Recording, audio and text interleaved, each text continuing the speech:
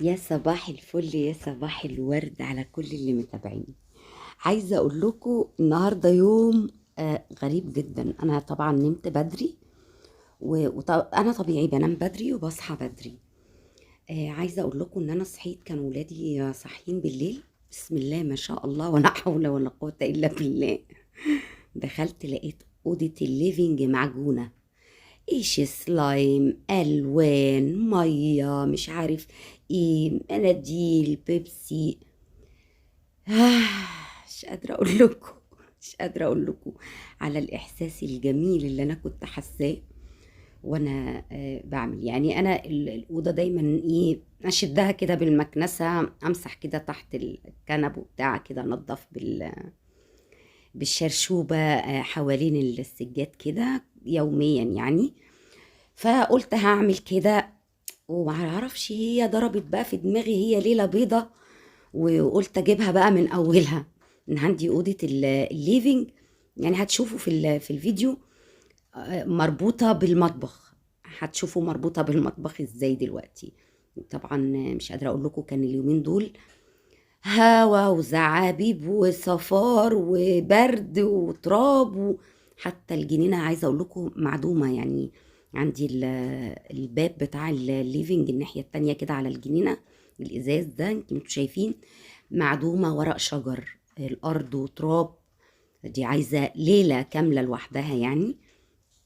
بس قلت ايه، اخلص اوضه الليفينج بس الاول، وبعد كده نبقى ندخل على الجنينة بقى، بس يوم تاني يعني، هيبقى في فيديو لوحده. ده السلايم. آه وبصوا المفارش بقى بتاعت المطبخ، ومولادي احلى حاجة عملوها. كان زماني جالي شلل ان هم حاطين مفارش سفرة في الارض وعملوا عليها يعني، ولعبوا عليها. فقلت الحمد لله ان ولادي برضو يعني ايه، خايفين مني قلقانين مرعوبين، حبايبي الحلوين. مش قادرة اقول لكم، كان جو برد جدا، بس مع النشاط بقى والحركة مش قادرة اقول لكم اتحريت ازاي في الوقت ده، بالرغم ان كان الجو حتى باين، حتى في الجنينة كده مصفر. ننقل بقى الدنيا عشان نعدل. وحد فيهم كان ايه، مأنتخ طبعا مع الجو البرد والهوا ده، مأنتخ كده وجايب الكوفرتة. وانا الكوفرتة دي بتعز عليا قوي قوي قوي قوي قوي. مش عايزة انكد عليكم، مش عايزة انكد عليكم كوفرتة ليها قصة يعني معايا، وانا بحبها جدا الكوفرتة دي قوي. يلا نشيل بقى كل البلاوي اللي حصلت وننفض. مش قادرة اقول لكم الرخامة اللي انا بحط كل البلاوي دي عليها بقت عاملة ازاي يا ماما، على منظرها. هتشوفوها دلوقتي، هتشوفوا جمالها. في ناس يعني تخيل مثلا ان انا ما بعرفش مثلا انظف، ما بعرفش لا يا جماعة والله خالص، بالعكس انا ممكن ما بحبش يعني مش هنكر، مش هنكر ابدا ان انا ما بحبش يعني شغل البيت بالنسبة لي تقيل على قلبي شوية يعني. انا بشوف ستات ما شاء الله ما شاء الله هي دي حياتهم، يعني تقريبا يوميا بيعملوا اللي انا بعمله ده يعني، لكن انا ده مش بعمله طبعا يوميا ابدا. فلوس فلوس، جنات وفضة وحركات مرمية في الارض. يعني في العملات دي، ايه العملات دي، العملة اللي انا عملتها دي النهاردة. يعني انا عارفة ان في ناس ممكن كل يوم تعمل كده، يعني انا مش كل يوم اعمل كده طبعا. بس انا ممكن اشيل تراب يعني بالمكنسة الكهربائية كده، يعني اخد السجادة واشيل الكفر انفضه واحطه والمع كده.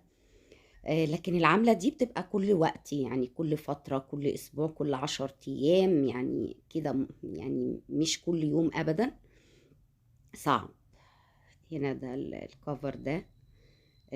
طبعا هقول لكم حاجة، بس لما أجي أفرشه الكفر يمكن هوريكم لما أجي أفرشه يعني.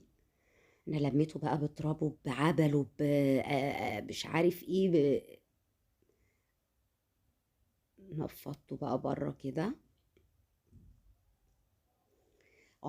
جالي طبعا. انا بقى بصوا يعني حتى ما كنتش شربت النسكافيه وربنا عملت، انا قطعت الفيديو او وقفت الفيديو، عملت كوبايه نسكافيه، قلت افوق بقى وانا بشتغل لسه صاحيه وواخده دش وبتاع، ولما شعري يعني مش قادره اقول لكم متقله ولابسه بيجامه تقيله بس قلت اشرب النسكافيه. هنا كان تقريبا كنت ببص بقى، بصيت على التليفون فلقيت اسماء صاحبتي كانت بعتلي حاجه فكنت برد عليها. صاحبتي بناتها يقولوا لي انتي المفروض تسمي القناه انا وصاحبتي من كتر ما بذكرها في كل فيديوهاتي. انا كنت هنفض السجاده والمها واشيلها، بس قلت لا يعني اكنسها الاول قبل ما اشيلها، يعني قبل ما ارفعها. طبعا المكنسه بتشفط فبتلزق كده في السجاده، والسجاده عشان فيها يعني عارف فين الببرة الناعمة قوي ديت كده في الوردات البروز ده، فلازم امشيها كده يعني بالشكل ده، معرفش اروح واجي، مش هتمشي معايا المكنسة يعني، فلازم اخدها كده على اتجاه واحد زي ما انتوا شايفين اهو. لا شاطرة وست بيت شاطرة والله اهو، عسل والله. خراشي على جمالي وانا بشتغل. العملة دي يا جماعة عايزة اقول لكم انها هدت حيلي، لان انا يومها يعني هو امبارح انا بمنتج النهارده، امبارح يعني خدتها بقى كده الليفنج القلبة دي بالمطبخ يا خراشي هتشوفوا المطبخ، يا لهوي يا لهوي يا لهوي. مش قادرة اقول لك، لان كان قبلها بيوم كان عندي اسماء صاحبتي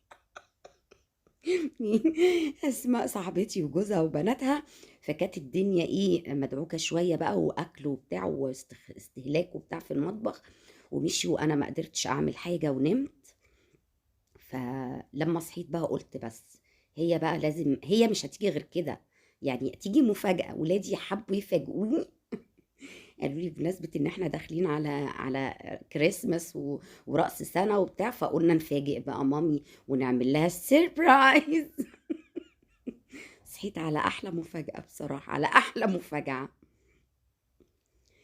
انا المكنسة عندي هنا يمكن قلبت بالزرار، انا مش عارفة ده طبيعي في كل المكنسات ولا لا، بس انا المكنسة دي عندي بقى لها كتير جدا، بس ما شاء الله يعني. بقلبها بقى باخد بيها عادي زي كأنها بيبقى فيها الشعر تحت كده، او الريشة اللي تحت دي بتطلع كده، فبتبقى شبه المكنسة تلم وتسحب يعني تكنس وتمسح، تاخد كل التراب اللي على السيراميك عادي جدا على فكرة. فأكيد لو كل مكنسة فيها كده، يعني في ناس ممكن ما تبقاش عارفة إنها تقدر تقلبها وتاخد بيها السيراميك عادي، يعني أسهل من المكنسة اللي هي المقشة وجاروف وفرشة وقصة. شايفين بقى الرخامة وجمالها. شايفين الرخامة وجمالها. طبعا هنا عند حوض السمك ما فيهوش سمك لسه ما شغلناهوش يعني، برضو عايز موضوع كده وفي اضاءات وبتاع، بس ايه انا مش مشغلاه، ما حطيتش ميه وما جبتش سمك لسه، عشان لسه عايزه فلتر وموتور، يعني عايز قصه كده يعني. فالحوض ده بيدخل جوه الحيطه بيتقفل خالص وبيخرج بره، فانا مخرجاه كده دلوقتي بره عشان نجيب الزواريق الزنادي مش عارفه الزواريق اللي جوه اللي تحت.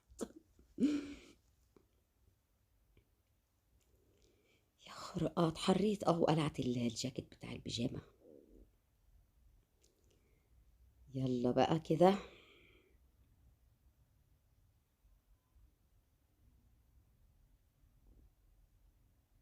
مم، لازم بق نسكافيه، حته كده بق نسكافيه يفوقني صحصحني. هنا غيرت اتجاه الكاميرا بقى. آه، قلت برضو أأكد كده على ورا الكنب يعني، رغم ان ما فيهوش حاجة، بس برضو ايه فل فل من تحت الكنب، الحمد لله، قشطة شمعة منورة. بس قلت ايه، اشد برضو زيادة تأكيد يعني. يلا بقى كده خلصنا كنس. نشوف هنعمل ايه. هندخل طبعا على الايه، مسيح. نمسح بقى الارض. انا هنا ما بحطش على فكرة في المية اي حاجة غير كلور فقط. انا بمسح بكلور وبخلي الشرشوبة يعني غرقانة مية كده، وامسح بقى. عندي الشرشوبة بتاخد لغاية السيف بتاع الحيطة تحت الكنب عادي خالص، والمكنسة عندي برضو بتلف بتجيب كل الحاجات، يعني مش محتاجة اشد واعمل، لان كده كده هو نضيف. تحت الكنب بقى اما بمسح، انا بطبيعتي ما بمسح بكلور. بحب الارض يعني لان هي الارض بتبقى نظيفه اصلا، فيعني بحبها ايه، مبلوله شويه، يعني مش بحب انشف. انا يعني هنشف بس تنشيفه خفيفه الجزء اللي في النص ده عشان ينشف بسرعه عشان اقدر افرش. لكن تحت الكنب انا بمسح المسحه كده بالكلور، وبحب اسيبه يعني عشان انا طبعا عندي جنينه ويعني معرضه كده لاي حاجه حشرات بتاع. احنا في شتاء مفيش الكلام ده، لكن انا طبيعتي كمان بحب الكلور جدا في المسح. المعطرات ومش عارف ايه لا، بفضل ارشها على المفروشات، على الستاير. بفضل ان انا ابقى اشغل عيدان بخور او اشغل عود بخور، على يعني بخور عود على الفحم. بحب اعمل كده يعني. بيلا اعدالي ازاي. بيلا دي الكلبة بتاعت اكرم ابني. كنت نفسي افتح وهوي وكده، بس التراب بره والدنيا بره في الجنينه معدومه والكلبه مش في البيت بتاعها، فانا عارفه اني اول ما افتح هي اول حاجه هتعملها هتروح زو جري على جوه. فهتبهدل لي الدنيا، فما رضيتش افتح يعني. مهويه بقى من كده من الشبابيك بره يعني، غير إن حتى شباك المطبخ والشبابيك كلها بتاعت البيت من بره معدومة تراب، معدومة تراب، عايزة يوم لوحدها. شوف بقى كده يعني، مسحة سريعة سريعة سريعة كده. كده تقريبا انا بمسح الجزء اللي عند الكاميرا بقى وناحية الباب. خلصته. دخلنا بالسجادة واستنيت شوية لما الأرض نشفت. على فكرة ما أقدرش أفرش السجاد والأرض حتى فيها لمعة المية، ما ينفعش عشان ما تكمكمش، ما تعملش ريحة، ما تعملش مشكلة في السجادة. يعني على قد ما بقدر بحاول أحافظ على الحاجة، لأن طبعا كلنا عارفين الحاجة لما بتيجي مش بالساهل، وبتيجي بأرقام. على قد الواحد ما يقدر يحافظ على الحاجات دي، وبالأخص فترة اللي عندهم أطفال سن ولادي وأصغر.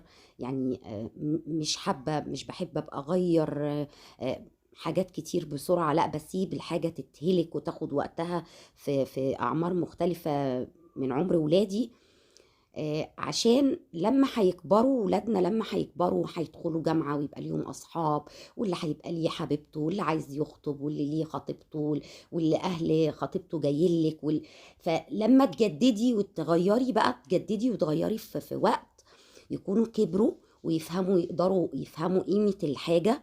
لكن أولادي بسم الله ما شاء الله بيتنططوا ويتشقلبوا ويدلقوا ويكبوا حاجات ويلونوا ويعملوا. يعني انا ولادي من هم صغيرين الحمد لله ما عنديش حته رسموا على الحيطان وشخبطوا الحاجات دي كلها. انا ما عانيتش منها بصراحه يعني. علمتهم عودتهم هم صغيرين الكلام ده، ما لا ما حصلش يعني. هنا بقى حته ان انا عايزه اقول حاجه على الكفر. الكفر مش قد السجاده، فانا الجزء اللي ناحيه التلفزيون تحتيه انا سايبه فرق السجاده، مش مشكله. ليه؟ لان هحط المخدات دي او الخداديات الصغنونه دي. يعني هحطها هتبقى مداريه ومحدش هيمشي تحت التلفزيون طبعا. وبرضو سايبه الفرق اللي ناحيه باب الجنينه، لان محدش بيدخل ولا يخرج منه غير لو انا خرجت عشان انشر، عشان الم غسيل، عشان انضف بره، عشان اعمل حاجه. محدش بيخرج وبيدخل من الباب ده، فمش هيبقى استهلاك بالرجل على الجزء اللي ناحيه بلكونه الجنينه كتير. لكن دخلة الباب بتاع الأوضة بقى من الطرقة بره بتاعت الغرف وكده كتير. ف مش عايزة بقى حد يدوس كتير على حرف السجادة، فجايبة الكفر أكتر الناحية دي عشان يغطي السجادة. والجزء اللي عنده حوض السمك برضو اللي هوريه لكم دلوقتي هيظهر وهوريه لكم، مغطياه أكتر من الجزء اللي تحت التلفزيون، لأن هو ده الجزء اللي هيتمشي عليه أكتر يعني. معلومة في الصميم، ادعوا لي دعوة حلوة على المعلومة القيمة دي. أنا عندي فروع ليد بشغلها تحت على الجزء بتاع تحت التلفزيون ده على الخداديات، فبشغله لقيته مش بينور، فأكرم حاول فيه فجاب لي فرع تاني كان أبيض، ده على بينك أو فوشيا أو موف أو بيربل، يعني بكل المسميات. نقفل بقى الستارة، مش عايزة بقى اطول عليكم في الفيديو، انا هقفل الأوضة واوريها لكم. وفصلت فيه الفيديو الجزء التاني بقى تنظيف الرخامة والمطبخ، هنزله لكم في فيديو تاني ان شاء الله بكرة، عشان ما استهلكش برضو وقت كتير ويعني تتضايقوا من ان الفيديو طويل. فحبيت ان الفيديو يكون صغير كده، بس حبيت اوريكم الشكل النهائي بعد ما خلصت أوضة الليفينج وقفلتها. اشوفكم بقى في الفيديو التاني مع الرخامة والمطبخ.